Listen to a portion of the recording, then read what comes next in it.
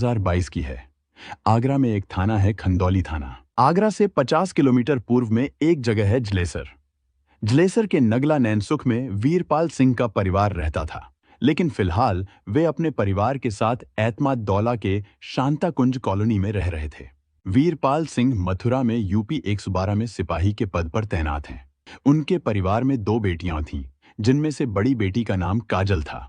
काजल कमला नगर के संत रामकृष्ण कन्या महाविद्यालय में बीकॉम के दूसरे साल की छात्रा थी। 30 मई की सुबह करीब 9 बजे काजल पड़ोस में रहने वाली एक सहेली के साथ कॉलेज के लिए निकली, लेकिन इसके बाद से ही वह लापता हो गई।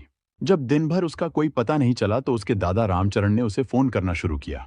कई बार कॉल करने के बाद भी काजल ने फोन नहीं उठाया और थोड़ी देर बाद उसका फोन स्विच ऑफ हो गया। काजल के अचानक लापता होने से परिवार में अनहोनी की आशंका बढ़ गई। उसके दादा रामचरण ने बेटे वीरपाल सिंह को तुरंत इस बारे में बताया। खबर मिलते ही वीरपाल तुरंत आगरा लौट आए।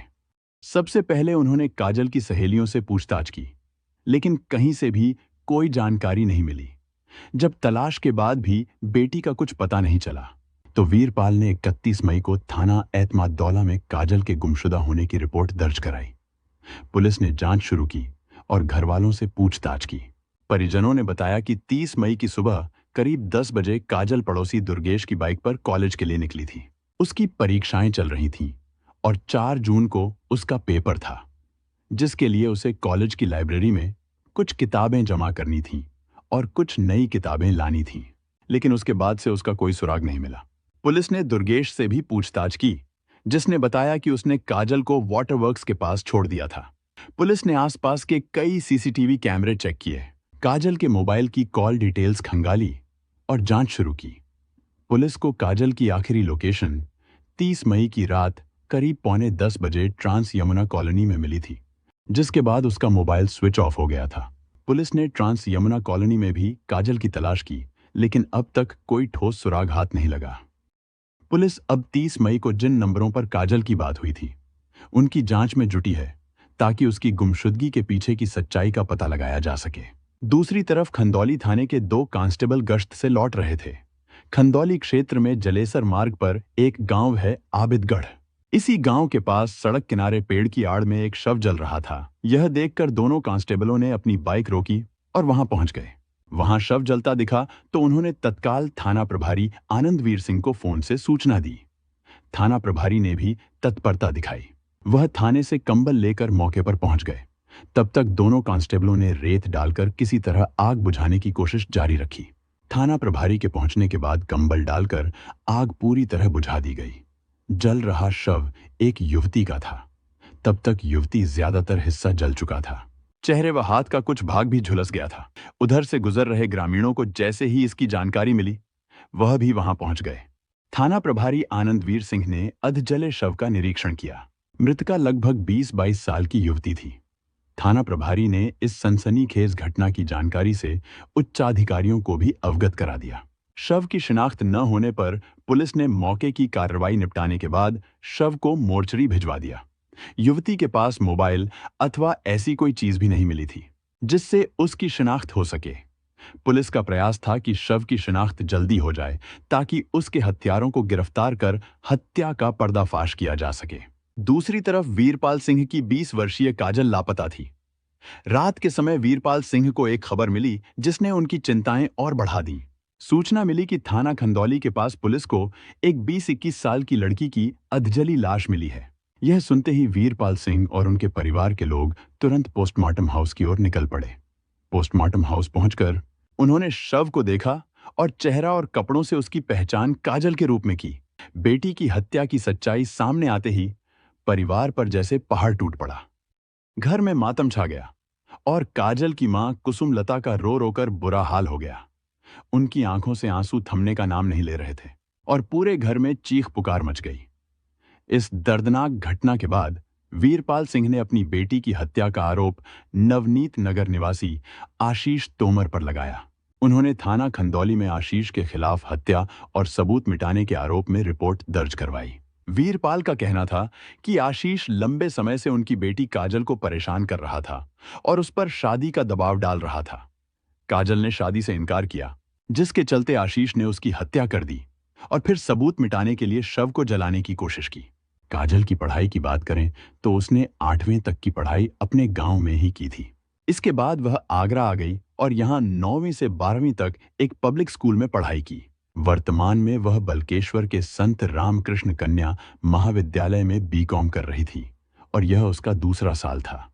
काजल और आशीष का परिचय कई साल पुराना था। दोनों ने पब्लिक स्कूल में साथ साथ पढ़ाई की थी। 9वीं कक्षा में पढ़ते समय ही दोनों एक दूसरे के प्रति आकर्षित हो गए थे और चोरी छिपे मिलने और बात करने लगे थे। समय के साथ उनका रिश्ता गहराता गया और दोनों एक दूसरे को बहुत पसंद करने लगे थे। धीरे धीरे काजल और आशीष की दोस्ती की खबर काजल के परिवार तक पहुंच गई। परिवार ने काजल को समझाया और आशीष को भी चेतावनी दी कि वह काजल से दूर रहे। जहां काजल आशीष से प्यार करती थी, वहीं उसके पिता वीरपाल को यह रिश्ता बिल्कुल भी मंजूर नहीं था। वीरपाल ने आशीष को 3 बार समझाने की कोशिश भी की। इसके बाद उन्होंने काजल का एडमिशन एक गर्ल्स कॉलेज में करवाया ताकि वह आशीष से दूर रह सके। लेकिन आशीष पर दीवानगी इस कदर हावी थी कि उसने काजल का पीछा करना नहीं छोड़ा। वह उससे मिलने और फोन पर बात करने की कोशिश करता रहा। दूसरी ओर अपने पिता के डर से काजल ने आशीष से मिलना लगभग बंद कर दिया था। अब दोनों कभी कभी केवल फोन पर ही बात कर पाते थे। यह दूरी आशीष को बर्दाश्त नहीं हो रही थी। घटना से 6 महीने पहले आशीष ने काजल के साथ खींची गई कुछ तस्वीरें सोशल मीडिया पर डाल दी थीं।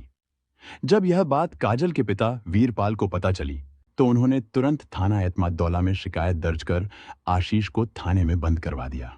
थाने में बंद होने के बाद आशीष ने माफी मांगी और वादा किया कि वह काजल को फिर कभी परेशान नहीं करेगा। वीरपाल ने उसकी माफी को स्वीकार करते हुए शिकायत वापस ले ली और आशीष को थाने से रिहा कर दिया गया। मगर किसी ने नहीं सोचा था कि आशीष इस कदर दीवाना हो जाएगा कि काजल की जान ले लेगा। काजल की हत्या की रिपोर्ट दर्ज होने के बाद पुलिस ने 2 जून 2022 को आशीष तोमर और उसके पिता मुकेश तोमर को गिरफ्तार कर लिया। दोनों को थाने लाकर पूछताछ की गई, जिसमें आशीष ने अपने जुर्म को कबूल किया। उसने बताया कि वह काजल से लंबे समय से प्यार करता था और दोनों फोन पर एक दूसरे से बातें किया करते थे।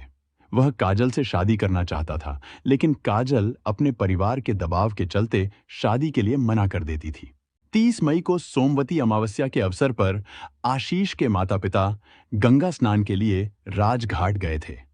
उसके पिता मुकेश तोमर प्राइवेट ठेकेदारी का काम करते थे।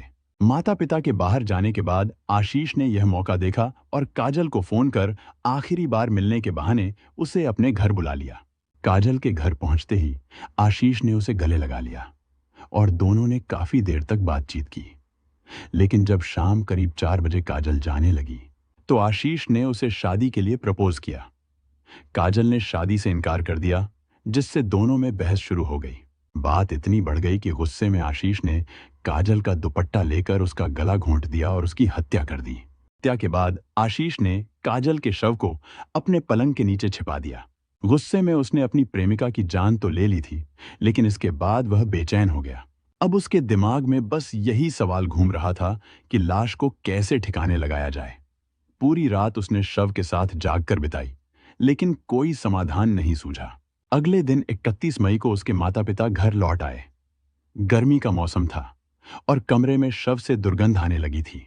आशीष ने दुर्गंध छिपाने के लिए कमरे में धूप बत्ती जलाई, लेकिन बदबू धीरे धीरे बढ़ती जा रही थी।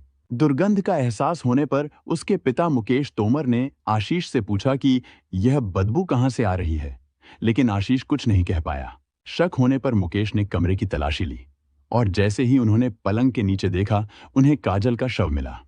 लड़की की लाश देखकर मुकेश तोमर घबरा गए। तब आशीष ने हत्या के बारे में उन्हें बताया। मुझसे गलती हो गई। मुकेश ने पुलिस को इस संबंध में जानकारी नहीं दी, बल्कि उन्होंने दोनों ने मिलकर शव को ठिकाने लगाने की साजिश रचने का निर्णय लिया। उन्होंने शव को रजाई के कवर में लपेटकर फिर से पलंग के नीचे रख दिया। 35 घंटे तक शव को पलंग के नीचे छिपाकर रखने के कारण तीव्र दुर्गंध आने लगी थी। रात करीब 3 बजे दोनों ने शव की गठरी बांधकर उसे बाइक पर रखकर घर से 5 किलोमीटर दूर जलेसर मार्ग पर ले जाने का फैसला किया। बाइक को मुकेश ने चलाया, जबकि आशीष शव के साथ पीछे बैठा था। एक सुनसान जगह पर जाकर उन्होंने बाइक रोकी। सड़क के किनारे एक पेड़ की आड़ में शव को फेंका और उस पर पेट्रोल डालकर लाइटर से आग लगा दी। उनकी योजना थी कि शव जलने के बाद पहचाना नहीं जा सकेगा और पुलिस उन्हें पकड़ नहीं पाएगी। लेकिन किस्मत को कुछ और ही मंजूर था। 1 जून की सुबह 4 बजे गश्त से वापस आ रही पुलिस ने आग को बुझा दिया और शव को पूरी तरह जलने से बचा लिया। पुलिस के कांस्टेबलों की सूझबूझ से काजल हत्याकांड का पर्दाफाश हो गया। आशीष और उसके पिता मुकेश ने पहले तो शव को यमुना में फेंकने की योजना बनाई थी, लेकिन उन्हें लगा कि इसके लिए काफी दूर जाना पड़ेगा और खंदौली मार्ग से भी गुजरना होगा, जिससे पुलिस उन्हें पकड़ सकती है। इसके बाद उन्होंने शव को गड्ढे में दफनाने का विचार भी किया, लेकिन उन्हें लगा कि गड्ढा खोदने में काफी समय लगेगा। अंततः उन्होंने निर्णय लिया कि शव को घर से दूर फेंककर उसे आग के हवाले कर दिया जाए। आरोपी आशीष जानता था कि काजल के लापता होने पर पुलिस सबसे पहले उसके मोबाइल की लोकेशन का पता करेगी। रूह कंपा देने वाली घटना को अंजाम देने के बाद पुलिस की आंखों में धूल झोंकने के लिए शातिर आशीष ने काजल के मोबाइल फोन को अपनी जेब में रखकर इधर-उधर घूमता रहा। हत्या की रात 30 मई को लगभग 9:45 बजे वह ट्रांस यमुना कॉलोनी पहुंचा और मोबाइल को स्विच ऑफ कर दिया। उसे लगा कि पुलिस यहीं आसपास काजल को तलाश करेगी। काजल के जूते और मोबाइल आदि आशीष के घर पर ही रह गए थे। पुलिस ने उसकी बाइक समेत सभी सबूत बरामद कर लिए। काजल के घर वालों का कहना है कि इस हत्या में और भी लोग शामिल थे। आशीष की मां भी घर में मौजूद थी, लेकिन पुलिस ने उसे आरोपी नहीं बनाया, जबकि उसे पूरी जानकारी थी कि उसके घर में काजल की लाश थी। एसएसपी सुधीर कुमार सिंह ने काजल हत्याकांड का पर्दाफाश करते हुए बताया कि हत्याकांड में शामिल पिता पुत्र को गिरफ्तार कर लिया गया है। आशीष की मां को भी आरोपी बनाया जाएगा। पुलिस ने काजल की हत्या के आरोपी प्रेमी आशीष और उसके पिता मुकेश को न्यायालय में पेश किया, जहां न्यायालय के आदेश पर उन्हें जेल भेज दिया गया। उसने अपने बेटे के इस जघन्य अपराध को छुपाने में पूरा साथ दिया, जिससे वह भी हत्या का आरोपी बन गया। अगर मुकेश अपने बेटे के अपराध को छिपाता नहीं, तो उसे बुढ़ापे में जेल की सलाखों के पीछे नहीं जाना पड़ता।